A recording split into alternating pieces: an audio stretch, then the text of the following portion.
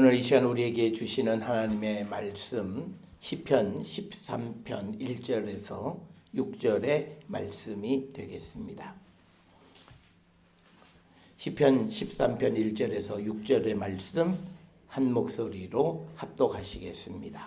다윗의 시 인도자를 따라 부르는 노래.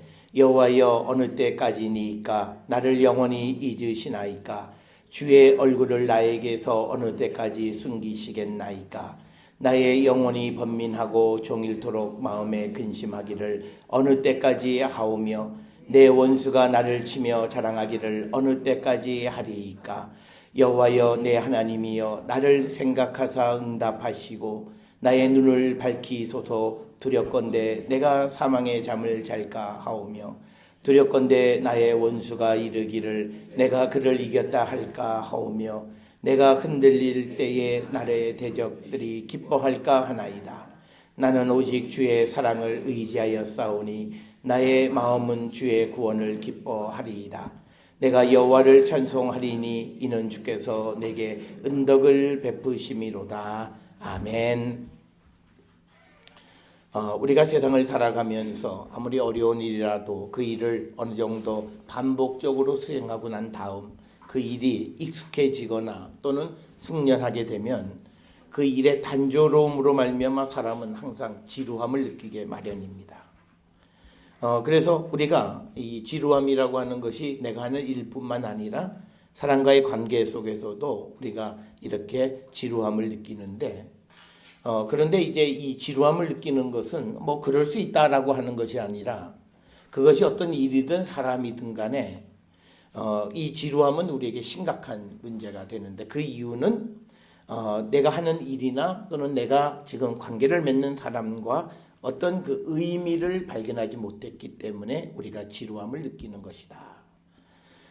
그래서 우리가 사람들은 그 지루하면 이 지루함을 어떻게 할 줄 몰라서 때로는 여행도 해보고 또는 뭐 우리가 또 일탈도 해보고 하지만 그렇다고 해서 그 지루함이 해결되어지는 것은 아닙니다. 오늘날 우리가 살고 있는 이 시대에 많은 사람들이 연휴가 되거나 또는 명절이 되면 많은 사람들이 집 밖으로 나가는 이유는 단적으로 그들의 삶이 지루하다는 걸 보여주는 겁니다. 그래서 어떻게 하든지 고생을 하는 것 뻔히 알면서도 어떻게 하든지 그 자리에서 도피해보고 싶은 그런 생각 때문에 우리가 이렇게 많이 움직여지는 것을 봅니다. 이처럼 우리가 지루하면 사람들은 항상 이게 언제까지 지속될 것인가 이걸 묻습니다. 그리고 우리가 지루하다 보면 사람이 결국은 자기의 영혼이 병들게 되어진다라고 하는 겁니다. 그래서 이 지루하다라고 하는 것은 상황이 움직여지지 않는 거예요. 딱 그대로 멈춰서 있는 거예요. 이게 한 발이라도 나가든지 아니면 뒤로 후퇴를 하든지 무슨 변화가 있어야 되는데 그 변화가 일어나지 않고 그대로 정체되어 있는 이 상황 속에서 사람들은 지루함을 느끼고 그리고 더하면 실증을 느끼게 되고 그래서 그 속에서 조급함이 생겨나고 그 조급함 때문에 결국은 관계나 자기가 하는 일에 여러 가지 문제를 야기시킨다라고 하는 겁니다. 그래서 어쩌면 우리가 살고 있는 일상의 반복적인 삶을 살아가는 모든 사람들이 이 지루함을 갖고 살아가는데 그러면 우리가 이 지루함을 어떻게 이겨낼 수 있을까라고 하는 겁니다. 그거는 대답은 간단해요. 내가 처해 있는 일, 내가 하는 일의 의미를 발견하는 겁니다. 오늘 우리가 함께 읽은 시편 13편 1절부터 6절 전체 이야기는 다윗이 우리가 구체적으로 어떤 상황인지는 알 수는 없습니다만 뭔가 상황이 좋지 않은 상황에 처해 있을 때에 하나님께 드리는 기도가 시편 13편 1절로 6절의 말씀입니다. 그래서 오늘 주시는 이 시편에 보게 되면 핵심은 하나님의 도움을 구하는 겁니다. 그런데 여기서 하나님의 도움을 구하는 것이 뭐냐면 나를 그냥 이 상황에서 어떻게 그게 아니라 우리의 눈을 밝혀달라고 하는 겁니다. 그래서 내가 지금까지 보지 못했던 것을 내가 볼 수 있는 것, 즉 우리의 눈을 밝혀달라고 하는 것은 뭐냐면 우리가 결국은 하나님께서 우리에게 이 일을 주시고 이런 상황을 우리에게 만들어 주신 그 의미를 발견할 수 있게 해달라고 하는 것이 오늘 우리에게 주시는 말씀 3절에 나의 눈을 밝히소서라고 하는 겁니다. 우리가 세상을 살아가면서 이 조급함, 지루함, 그리고 따분함 이런 것들은 앞에서 말씀드린 것처럼 내가 하는 일의 의미를 상실했기 때문에 우리가 느끼는 건데 그럴 때 우리는 이게 언제 끝나지? 그런 생각을 가져요. 우리가 사람이 어떤 삶을 살아가면서 고통이 또는 어려움이 임하면요. 젊어서는 그게 금방금방 해결이 돼요. 그런데 나이가 들어가면 한번 어려움에 들어가면 그거를 나오는데 보통 한 10년 주기로 걸린다고 그래요. 그러니까 벌써 10년이란 말에 벌써 다 기가 팍 죽었어요. 10년 동안 어떻게 견디는가. 그런데 우리가 그거는 내가 조급함을 갖는다고 해서 그게 빨리 가는 것 아니에요. 시간은 항상 그렇게 가게 되어 있어요. 그렇다면 여기서 우리가 발견해야 되는 것은 뭐냐면 다른 것이 아니라 우리가 우리의 눈을 열어서 지금까지 보지 못했던 그것을 볼 줄 아는 그 지혜를 우리가 하나님께 구하는 자가 되어야 한다라고 하는 겁니다. 그래서 오늘 주시는 3절에 나의 눈을 밝히소서라고 하는 겁니다. 그것은 뭐냐면 지금까지 내가 보지 못했던 그리고 그런 측면을 보게 해달라고 하는 거죠. 이거는 우리가 신약으로 가면 우리가 성령 안에 살아가는 성도들의 모습은 우리가 하늘의 것을 바라보는 거예요. 그러니까 우리가 그 성령 안에 있다라고 하는 것, 예수를 영접했다라고 하는 사람들의 특징은 뭐냐면 이 현실이 우리에게 나를 어떻게 할 수 없다라고 하는 걸 분명히 알아요. 그래서 우리는 하늘을 우러러 하나님의 뜻 안에서 우리가 세상을 살아가고 모든 어려움을 우리가 꿋꿋이 이겨나가는 겁니다.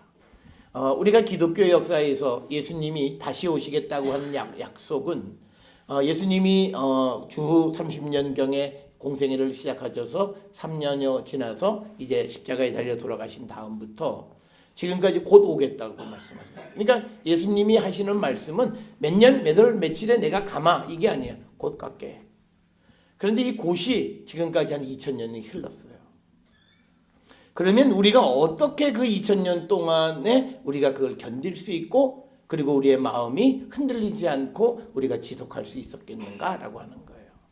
그러니까 그런 신앙의 신비를 우리가 생각하면서 우리 인생도 똑같은 거예요. 우리 인생은 이 세상에 와서 요즘은 생명이 연장이 돼서 한 100년을 살다가 우리가 가는데 이 100년 동안에 우리가 원하던 것들이 바로바로 되어지는 일도 있지만 그 다음에는 그것이 점점 늘어져서 내가 조급한 인생을 살아가면서 어떻게 그걸 인내할 건가.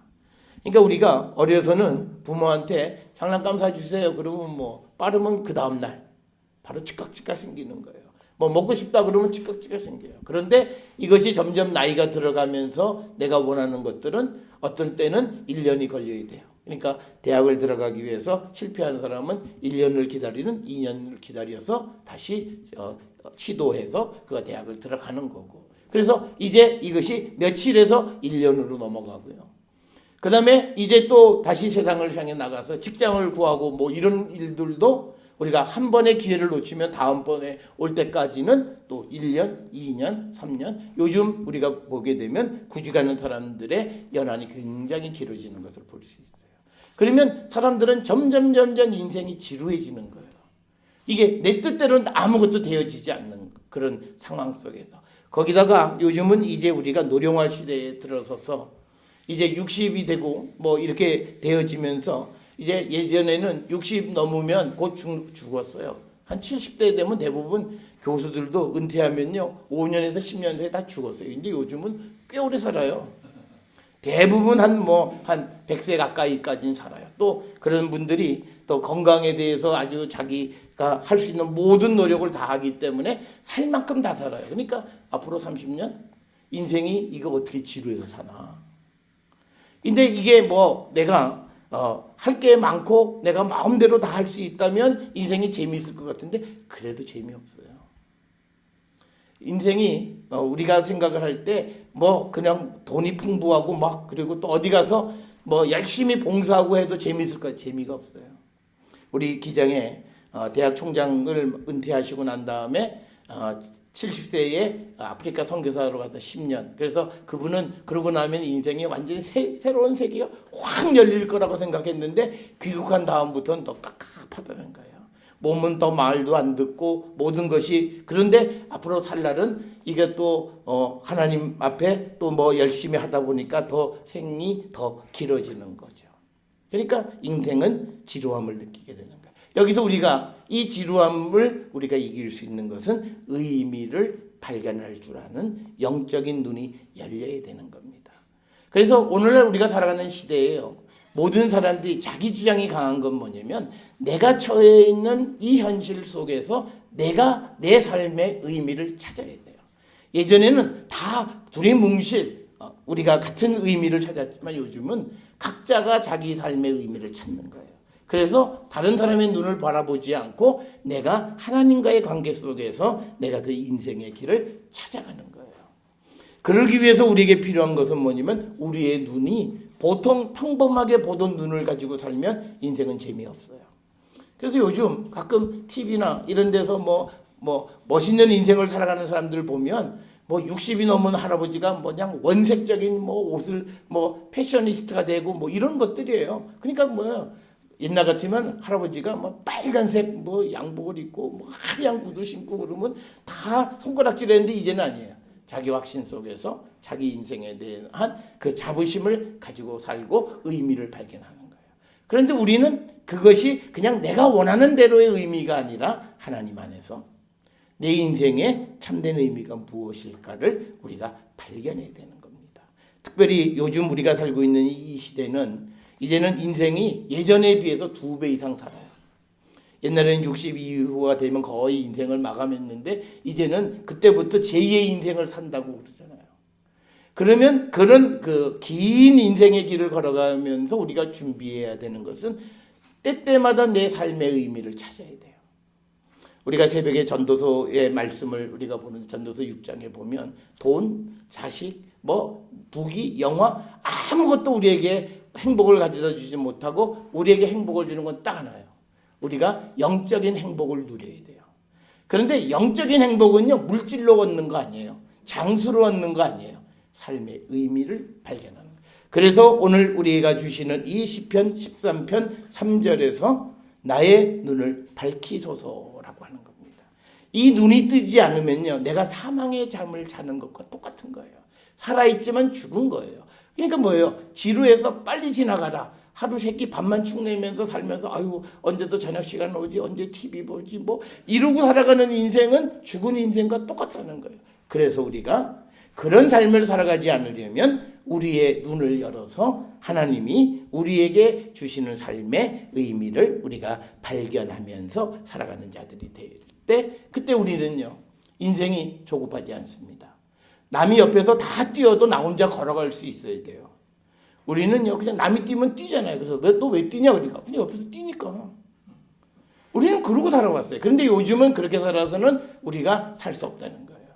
그래서 남이 뛸 때 내가 걸어갈 수 있고 남이 걸을 때 나는 뛰어야 하면 뛰어가는 삶을 우리가 살려면 내 인생의 삶의 의미를 우리가 발견해야 되는데 그것은 바로 우리가 하나님의 도움을 구해서 인생의 참된 의미를 발견하는 자들이 되어야 한다라고 하는 겁니다. 그래서 우리가 하나님의 도움을 구할 때까지, 그래서 하나님의 도움으로 내가 내 인생의 길을 정말 담담하게 걸어갈 때까지 우리가 그 지루함을 이길 수 있는 건 뭐냐면요, 내 주변에 있는 타인에 대한 관심을 갖는 겁니다. 여러분, 우리가 창세기에 보게 되면 요셉의 이야기가 있어요. 요셉이 애굽에 팔려가서 억울한 옥살이를 하지 않습니까? 근데 그가 그 옥살이를 어떻게 이겼을 것 같아요? 재밌게 지냈을 거예요. 어떤 재미가 있냐면요, 그에게 하나님이 주신 달란트가 있었잖아요. 꿈의 몸. 그러니까 다른 사람들에 대한 관심이에요. 같이 갇혀있는 사람들에 대해서 관심을 갖고 그 사람들에게 희망을 주는 일을 하는 거예요. 그러니까 오늘날 우리가 세상을 살아가면서 우리의 삶의 의미가 뭐냐? 내가 나 혼자 벌어서 많이 먹고 그래갖고는 절대 행복하지 않아요. 그러니까 결국은 많이 벌어놓고 나중에 끝 무렵에 자살하는 거예요. 삶의 의미가 없어요. 내가 이래서 이렇게 살아서 뭐 하나? 라고 생각하는 순간 사람은 절망에 빠지는 거예요. 그랬을 때 우리가 하나님으로부터 오는 그 의미를 발견하기 전까지 우리가 그 지루함을 이기는 방법은 뭐냐면 타인에 대한 관심을 가지셔야 돼요. 그게 성경이 우리에게 가르쳐 주는 겁니다. 그래서 이 요셉은 옥에 갇혀 있어서 사람들에게 꿈을 해결해 주고 해몽해 주고 또 희망을 주기도 하고 그러면서 자기 감옥의 지루함을 이길 수 있었습니다. 그래서 여러분 우리가 세상을 살아가면 직장이든 가정이든요. 직장에서 가정이 요새 재미가 없는 이유가 뭔지 알아요? 대문대문해요. 남편이 오든지 말든지 들어오든지 말든지 자식이 뭐 그것도 말은 다 귀찮아요. 만사가 귀찮고 아무 관심이 없어요. 그러니까 뭐 인생이 재미가 없는 거예요. 그럴 때 내가 그 다른 사람들에 대한 관심을 다시 회복하는 거예요. 그랬을 때 의미가 발견되어지는 거고 그랬을 때 우리가 함께 사는 삶의 의미를 찾아가는 거예요. 그러니까 요즘 사람들이 인생이 재미없는 건 뭐냐면 다 자기들 이유예요. 개인주의 때문에. 건드리지 마. 난 나 혼자 해. 그래서 다른 사람이 어떻게 되든 전혀 개의치 않고 살아봤던 결과가 결국은 자충수로 자기를 힘들게 만든 거예요. 그래서 우리가 인생의 이 지루함, 이것을 이겨나가는 방법 중 하나는 우리가 하나님께서 내 삶에 의미를 주시는 그 의미를 발견하는 것이지만 그거를 발견하게 할 때까지 내가 실천적으로 할 수 있는 것은 이웃에 대한 관심을 갖는 겁니다. 그러면서 우리가 인생의 지루함을 이겨나가고 그 속에서 또 다른 의미를 발견할 수 있다라고 하는 겁니다. 사랑하는 성도 여러분, 우리가 사는 긴 인생의 길을 살아갈 때 우리 삶의 지루함을 이기기 위해서 우리에게 필요한 것은 하나님께서 우리의 눈을 열어서 우리의 영혼이 사망의 잠을 자지 않게 해 주시는 것이고 그것을 우리가 깨달을 때까지 우리는 지루함을 이기기 위해서 타인에 대한 무한 관심을 갖고 살아가는 그런 성도들이 되어서 우리의 인생에 또는 직장의 가정의 지루함을 이겨나가는 우리 모든 성도들이 될 수 있기를 주의 이름으로 축원합니다.